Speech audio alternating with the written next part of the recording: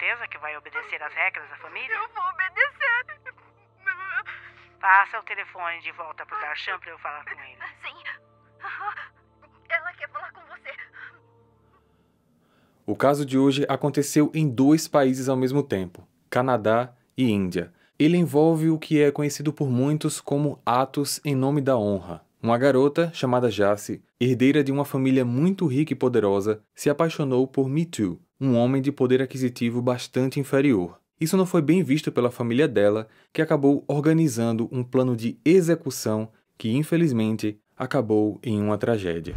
Olá, misteriosos! Bem-vindos de volta ao Arquivo Mistério. Mas se você for novo aqui no canal, se inscreva e ative o sino para receber notificação sempre que um novo caso for lançado. Não esquece de deixar o seu like e o seu comentário. São ações simples, mas que ajudam muito no crescimento desse canal. Esse é um roteiro adaptado do canal Gisele Yildiz, um canal que foca em casos solucionados, e como a Gisele mora na Turquia, ela se dedica a trazer casos que abordam atos de honra, como esse que eu estou trazendo aqui hoje. O link do canal dela está aqui na descrição.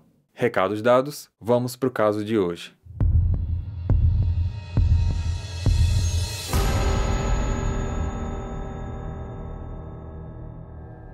Jaswinder Kaur Sidhu, mais conhecida como Jaci, nasceu em 4 de agosto de 75 em Maple Ridge, no Canadá. Só que, apesar de ter nascido lá, sua família é completamente indiana. Eles são muito ricos e, quando eu falo muito, eu quero dizer muito mesmo. Para vocês terem uma ideia, a família morava legalmente no país através de um visto conseguido por aporte de investimento, ou seja, sua família trouxe muito dinheiro da Índia para o Canadá e, com isso, tiveram o direito de residir legalmente no país. No início da década de 70, o tio da Jaci, Surjit Singh Badesha, comprou uma fazenda onde ele cultivava blueberry, ou mirtilo, como também é conhecido no Brasil.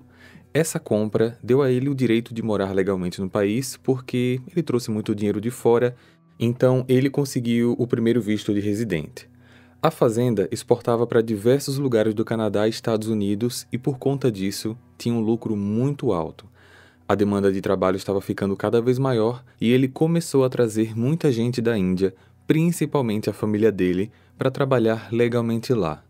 Numa dessas chegadas, veio a sua irmã, Malkit Kaur Sidhu, com o marido, e foi assim que, em 75, Jaci nasceu. A família vivia numa casa que era tipo aquelas casas conjugadas, moravam lá tios, tias, primos, e apesar de estarem no Canadá, país onde as mulheres são mais independentes, os costumes indianos da família estavam sendo seguidos à risca. Nessa situação de tradição indiana, Badesha acabou se tornando o líder de toda aquela família, principalmente da família da Jaci, por 2 motivos. Primeiro, foi por conta dele que todos ali tinham emprego, estavam morando num país considerado primeiro mundo, e segundo, o pai da Jaci foi diagnosticado com esquizofrenia quando ela ainda era muito pequena, então ele acabou se tornando essa figura patriarca. Além disso, ele também era líder de um templo religioso em Maple Ridge. Ou seja, Badesha era um homem muito rico, poderoso e, consequentemente, respeitado. Devido às tradições da família, Jaci não podia sair sozinha para discotecas, bares, raramente saía para festas e, quando isso acontecia, sempre tinha um homem da família a acompanhando. Badesha também determinava todas as regras e, principalmente, era ele quem organizava os casamentos das mulheres da família. Então, vocês já podem perceber que a vida dessas mulheres, principalmente da Jaci, já que estamos falando dela aqui em particular, não seria fácil porque ela estava no meio de 2 culturas. Da porta para dentro, a tradição familiar indiana, mas no mundo lá fora, o estilo de vida independente que o Canadá já proporcionava. Em dezembro de 94, aos 19 anos, Jaci e sua família foram mais uma vez à Índia, passaram alguns meses para visitar familiares, amigos, rever o vilarejo onde sua mãe nasceu, e nessa viagem ela conheceu um rapaz chamado Sukhwinder Singh Sidhu, mais conhecido como Mitu. Ele tinha mais ou menos a idade da Jaci e foi amor à primeira vista. Só que existia um problema muito grande que dificultaria um fácil e livre relacionamento para os dois. Mithu era de família pobre. Para vocês terem uma ideia, ele era motorista de rickshaw, aqueles mototáxis que no carona cabem 2 ou 3 pessoas. Existem versões motorizadas e manuais com bicicletas, ou até mesmo não existe rodas na frente, porque a própria pessoa é quem puxa com a força do corpo os passageiros. Os dois então ficaram se encontrando às escondidas até que chegou o momento de toda a família voltar para o Canadá. Mithu, claro, fica. A distância poderia fazer essa paixão passar, só que na verdade só aumentou para ambos, que nos anos seguintes continuavam se comunicando através de telefonemas e cartas. Isso durou cerca de 4 anos e nesse período Badesha já estava fazendo alguns contatos para casar a sobrinha, que já estava com mais ou menos 22, 23 anos e ficando velha para se casar, do ponto de vista deles. O tio estava na busca de um homem indiano que morasse no Canadá e até conseguiu um pretendente, só que esse cara era um homem de 60 anos, praticamente 40 anos mais velho que a Jace.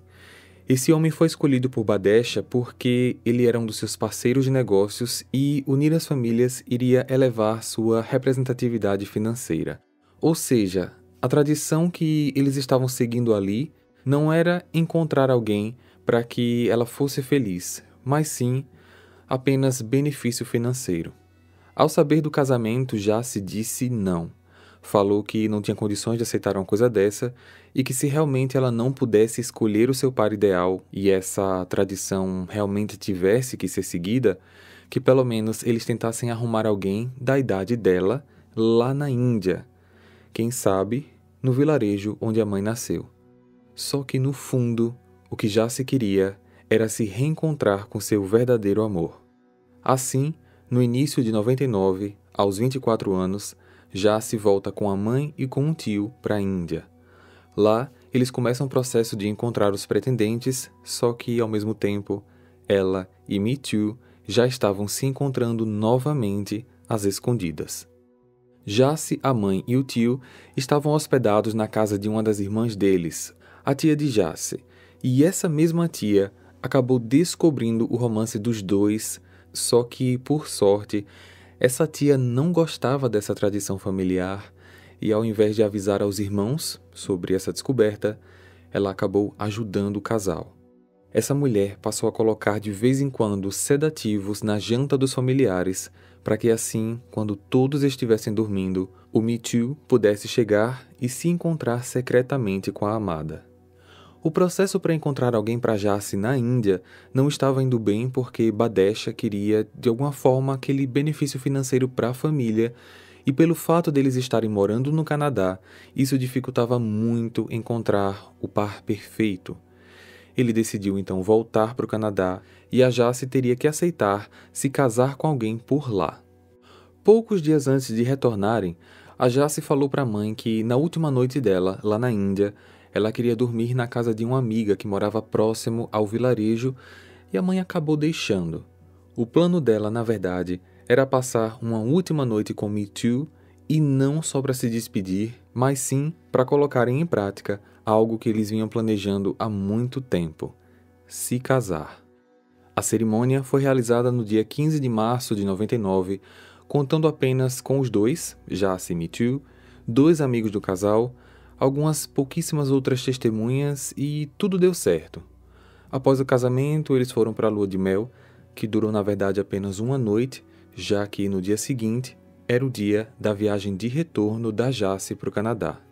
Tudo isso era parte do plano, pois lá, sem falar nada para ninguém, Jace iria aplicar a papelada para o visto canadense de Mithu, para que depois ambos pudessem morar no Canadá, longe daquela família que tinha em suas raízes tradições que a colocavam numa posição de objeto. Só que, infelizmente, esse conto de fadas era apenas o início de um terrível pesadelo.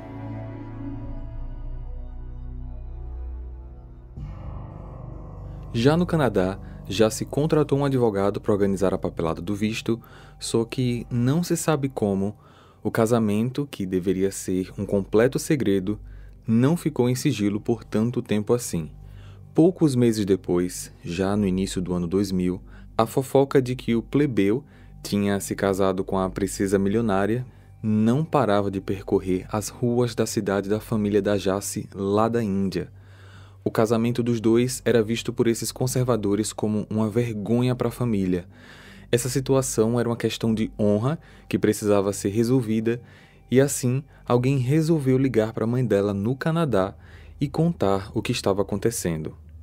Quando Malkit soube que a filha tinha se casado secretamente com um homem pobre na Índia, ela ficou extremamente irritada e trancou a Jace no quarto dela.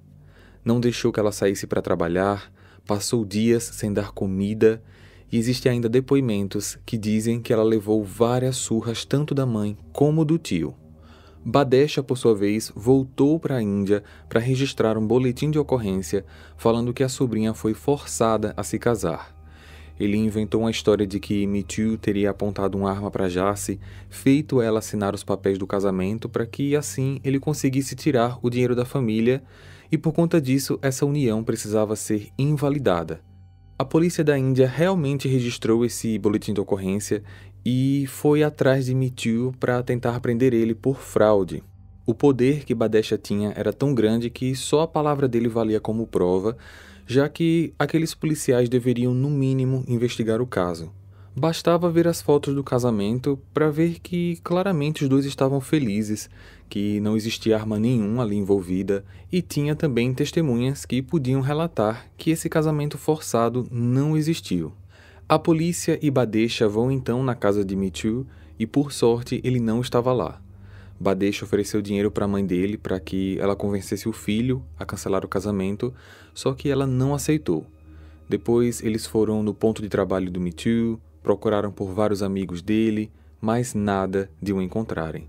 Mithu, na verdade, estava escondido porque ficou sabendo que a família da Jace descobriu tudo e ele sabia que de alguma maneira estava em risco. Ao mesmo tempo, a Jace está lá, trancada no quarto, só que ela conseguiu entrar em contato com a polícia, não dá para saber direito como, mas eles foram até a casa dela, conseguiram tirá-la do quarto, ela fez uma mala rápida e saiu de casa para se esconder na casa de uma das suas amigas. Já livre, ela consegue falar com Mithu e descobre que a polícia está atrás dele. Ela então escreve uma carta de próprio punho, assina e envia por fax para a Índia. Nessa carta, ela fala que o que a família dela disse é mentira, que o casamento foi feito por amor, não tinha nada forçado e que eles deveriam parar de procurar o Mithu porque ele, na verdade, era uma vítima dessa situação. Só que esse fax nunca chegou, ou no caso, chegou e sumiu, talvez por alguma influência do tio. O que se sabe é que nada mudou e Mithu ainda estava sendo procurado. Os planos do casal então tiveram que mudar de última hora. Como ele não podia ir para o Canadá, ela resolveu voltar para a Índia e ficar com Mithu enquanto essa questão do visto era resolvida. No dia 7 de abril de 2000, ela chega à Índia e é recebida no aeroporto pelo marido e alguns amigos do casal. Apesar de estar super cansada, dá para ver pelas fotos que o momento era de pura alegria. Dias depois, a Jace foi pessoalmente na delegacia com um advogado, explica de novo a situação, provam que o casamento era verdadeiro e assim conseguem retirar todas as queixas contra Mithu. Legalmente, a situação estava resolvida, só que a honra da família era algo que eles sabiam que não tinha como se resolver e por conta disso, apesar de estarem juntos, eles precisavam ficar escondidos até o visto canadense do Mithu sair. Badesha, sem conseguir mais o apoio da polícia e sem ter nenhuma pista de onde os dois estavam, decidiu voltar para o Canadá. De novo, fofoca vai, fofoca vem, e a família dela descobre onde os dois estavam. Badesha então liga para um contato dele na Índia, um homem chamado Darshan Singh Sidhu, que na verdade é o pai do seu genro, ou seja, o Badesha tem uma filha casada e esse homem que ele ligou é o sogro da filha dele. E esse contato dele foi feito com o intuito de dar um ponto final naquele assunto, ordenar a execução de Jassy e Me Too. Na noite do dia 8 de junho de 2000, apenas 2 meses após a Jassy chegar na Índia, ela e Me Too estavam num scooter voltando para o local onde eles estavam morando, e ao passarem por um trecho de pista que não estava tão movimentado, o casal acabou sendo abordado de uma maneira muito inesperada pela moto que estava atrás deles e por um carro que estava à frente. Quando a moto de trás foi fazer uma ultrapassagem, o carona empurrou o casal para fora da pista, fazendo com que eles caíssem numa área de mata praticamente escura. No carro saíram 5 homens e aquelas 7 pessoas armadas com facas, pedras e até uma espada começaram a seguir as ordens de Badesha. Eles seguraram Jassy e fizeram ela assistir tudo o que acontecia com Me Too. Ao terminarem o serviço, quando tiveram a certeza de que ele não se mexia mais, os homens a colocaram no carro e a levaram para uma casa numa fazenda bem afastada dali, praticamente no meio do nada. Nessa casa, não adiantava ela pedir ajuda, gritar, ninguém iria escutar. Badesha e Malkit estavam apenas aguardando a ligação da confirmação dessa execução. Existem alguns relatos em depoimentos sobre essa chamada. Eu cheguei a produzir essa ligação com as vozes do Arquivo Mistério, só que esse áudio ficou muito forte e ele estava causando a desmonetização do vídeo. Então, o áudio dessa ligação simulada está à parte, num link que eu deixei aqui na descrição, ou você pode clicar aqui no card também, e eu recomendo muito que vocês escutem essa ligação para poderem entender o que vai acontecer a seguir. Foi nessa noite que todos os sonhos da Jassy chegaram ao fim. Ela foi encontrada sem vida na manhã seguinte, na estrada, próximo a esse local, por um morador da região. Me Too também foi encontrado, só que na noite anterior mesmo, e apesar de todos os terríveis ferimentos, ele estava vivo.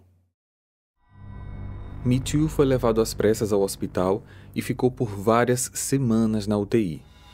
Enquanto os médicos faziam de tudo para salvar sua vida, a polícia começou a investigar o crime, no caso, uma outra equipe, não a mesma comprada pela família da Jassy, e eles acabaram encontrando até que rápido o carro utilizado no sequestro. Esse carro estava com o estofado do banco de trás cortado, tinha um pedaço enorme faltando, só que os oficiais perceberam manchas avermelhadas em alguns pontos dali. A análise de DNA comprovou que aquelas manchas eram da Jassy, além de que nesse mesmo carro foram encontrados todos os utensílios utilizados no crime. Não demorou para que todos os responsáveis fossem encontrados. Eles eram Anil Kumar, Ashwani Kumar, Gurcharan Singh, Hardev Singh, Gurvinder Singh, Jodinder Singh e Darshan Singh, sendo Darshan o líder da gangue, e guarda bem esse nome porque ainda tem muita coisa sobre ele para contar aqui. A maioria deles confessou como tudo aconteceu, é por isso que existem todos os detalhes do momento do fato, e foi por conta disso também que a polícia descobriu que esse crime foi encomendado e que a ordem tinha vindo do outro lado do planeta, pelo tio Badesha e pela mãe Malkit. Os registros das ligações telefônicas entre os elementos na Índia e a família no Canadá acusaram 147 chamadas. 147. Após um mês do crime, Me Too, que estava no hospital, recebeu alta e foi para casa. Na noite seguinte, sua casa foi invadida por diversos homens que entraram metralhando tudo. Destruíram tudo da casa, só que por sorte ninguém estava lá. Na verdade, Me Too sabia do perigo que corria e no mesmo dia que recebeu alta, passou em casa só para pegar algumas coisas e ele e sua mãe fugiram. Vocês sabem que eu não costumo dar spoilers aqui, só que eu preciso dizer uma coisa. O sofrimento na vida de Me Too não vai parar por aqui. Nessa época, a mídia entrou no caso e acabou tendo um papel muito importante. O The 50 State fez um documentário muito bom Na verdade, eles fizeram 3. Eu vou explicar mais tarde o porquê de terem sido 3. Mas o primeiro saiu mais ou menos nessa época que estava acontecendo o julgamento dos 7 acusados. O documentário se chama O Assassinato da Noiva Jassi Sidhu e foi lançado em 2001. Os repórteres estavam indignados porque, lá no Canadá, o tio e a mãe simplesmente continuavam livres. O problema era que os dois eram procurados pela polícia da Índia, mas não pela do Canadá. O Canadá parece que se recusou a investigar o caso porque o crime aconteceu fora da jurisdição deles, mas o fato era que a ordem saiu do território canadense. Eles precisavam investigar isso, não fizeram, e foi apenas após o lançamento do documentário e da repercussão que isso causou que eles se mexeram e começaram a entender melhor essa situação. Assim, Badesha e Malkit foram presos para aguardarem julgamento. Em 2005, na Índia, os 7 acusados foram julgados e todos condenados à prisão perpétua. Mais alguns anos se passaram e a Índia pedia ao Canadá a extradição de Badesha e Malkit para que eles pudessem ser julgados na Índia porque a data do julgamento no Canadá nunca era marcada. Talvez pelo fato de Badesha ser um homem poderoso lá, esse processo estava se enrolando. E foram anos e anos de pedidos de extradição e todos sendo negados. Daí então, o The 50 State resolveu fazer um segundo documentário, bem investigativo dessa vez, chamado Escapando da Justiça. Ele foi lançado em 2012 e eles trouxeram ao público essa situação das negativas da extradição, como também outras informações sobre Darshan e Me Too, que é de deixar o queixo caído. Primeiro, Darshan, o líder da gangue, condenado à prisão perpétua em 2005, estava saindo da cadeia porque ele recebeu o direito à liberdade condicional. Em 2007, ele aplicou para um visto para o Canadá. Esse visto foi aprovado e assim ele fez 2 viagens ao país. Claro que ele mentiu ao preencher o formulário da imigração, mas não dá para entender que liberdade condicional é essa que um condenado é liberado para fazer viagens internacionais. A primeira viagem foi de apenas 4 dias, em maio de 2008, a segunda de 16 dias, de janeiro a fevereiro de 2009, só que as coisas estranhas não param por aqui, porque entre 2009 e 2010, Darshan conseguiu pagar uma fiança e se tornar oficialmente um homem livre. Após isso, ele fez novamente outras viagens ao Canadá, uma de 3 meses, entre setembro de 2010 e janeiro de 2011, e a última de praticamente 10 meses, que foi de fevereiro a novembro de 2011. A segunda coisa que o documentário apresentou foi a situação do Me Too. Eles o encontraram sabe onde? Na prisão. Me Too estava na cadeia sob a acusação de ter abusado de uma mulher, só que ele dizia que essa acusação era falsa. Então, com o lançamento desse documentário, Darshan sumiu, passou a ser procurado por outros poderes da Índia para tentar colocá-lo de volta na prisão, mas ele se escondeu muito bem, ninguém conseguia encontrar ele de jeito nenhum. E sobre o Me Too, o caso dele foi analisado e foi descoberto que realmente ele era inocente. A mulher assumiu que ela foi paga pela família da Jassi para inventar aquela história, então o Me Too foi solto e essa mulher foi presa. Me Too estava preso há 4 anos e só por causa do documentário foi que o seu caso foi revisado. Após o assunto voltar à tona em 2012, foi criado um site chamado justiceforjassi.com para colher assinaturas para que Badesha e Malkit tivessem a data do seu julgamento marcada. Foi também lançado um livro chamado Justiça pela Jassi. Ninguém merece ser morto por amor. Então, esse segundo documentário, esse site, o livro, o movimento da mídia acabaram fazendo com que o caso andasse e assim, em maio de 2014, finalmente, Badesha e Malkit receberam a ordem de extradição para serem julgados na Índia. Só que é muito dinheiro envolvido, são muitos advogados e esse processo de extradição ficou se protelando por 5 anos. Só para vocês terem uma ideia, em maio de 2014 saiu a ordem de extradição, só que em agosto de 2016 essa ordem foi anulada. Aí no dia 8 de setembro de 2017, uma nova ordem foi emitida e dessa vez eles até chegaram a embarcar, só que no dia 21, quando desceram do voo em Toronto para a conexão internacional, eles foram interceptados e impedidos de sair do país porque a ordem foi novamente anulada. Aí então, em dezembro de 2018, saiu uma nova ordem e aí, em janeiro de 2019, eles viajaram e finalmente chegaram na Índia. Ou seja, quase 20 anos após o crime, eles chegaram no país de origem para ainda aguardarem julgamento. Em 2019, o The Fifth Estate lançou o terceiro documentário, Justiça por Jassy. Ele trazia uma nova informação sobre Me Too. Ele tinha sido preso novamente, mas já estava liberado. Dessa vez, ele tinha sido acusado de portar substâncias ilícitas, só que tudo, novamente, uma armação. Ele tinha contratado um advogado que acabou conseguindo resolver essa situação de maneira bem rápida. A situação atual do caso é a seguinte: dos 7 acusados de executar o crime, 6 estão cumprindo a pena de prisão perpétua, só que Darshan está solto e desaparecido.